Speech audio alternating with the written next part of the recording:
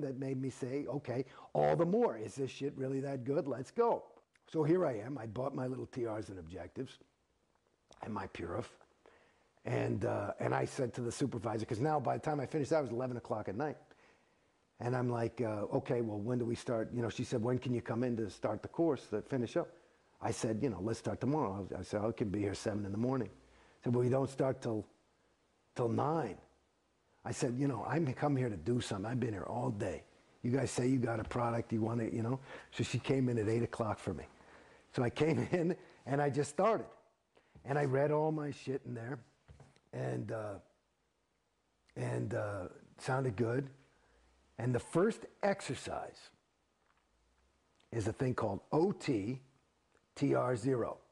which is basically where you sit 3 feet apart from somebody. You cannot have any thinking mechanism, and you close your eyes and you're totally relaxed, but there's another person 3 feet in front of you doing the exact same thing.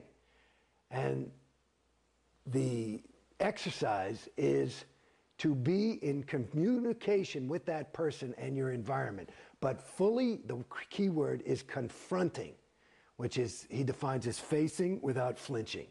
So without thinking anything, like if I'm doing it with you, I'm thinking, okay, Mark, he's got that beard and he's probably hiding by. Then I'm flunking, because I'm thinking, instead of just being there, without any thinking. And so I have to be able to be, and you do this, it says, until you get a major stable win. Okay?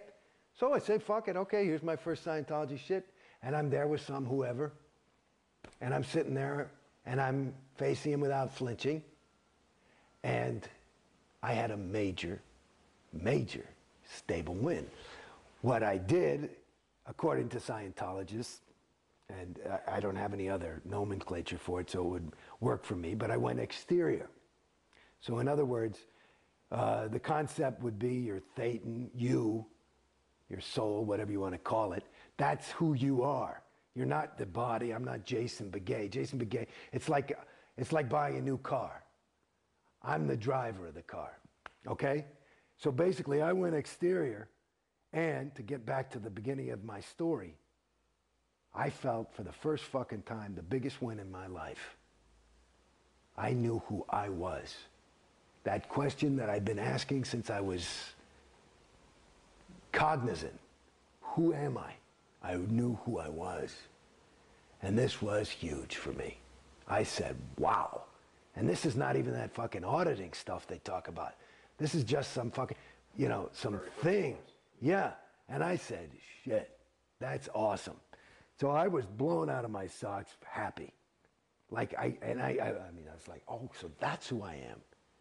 You know, because I knew I wasn't this thing, because I sometimes would have this personality. Sometimes I was a phony. Sometimes I was, you know, you never know if you're real or not, you know? But then there's those moments when, so it's like, who are you? You know, and I could see, I could create effects on people and stuff. This is all this growing up. I mean, it was really interesting. Why would this person like me? You know, I knew why I liked them, but why did they like me? Well, you said back in class that you didn't trust yourself. Why didn't you trust yourself? I didn't know who I was.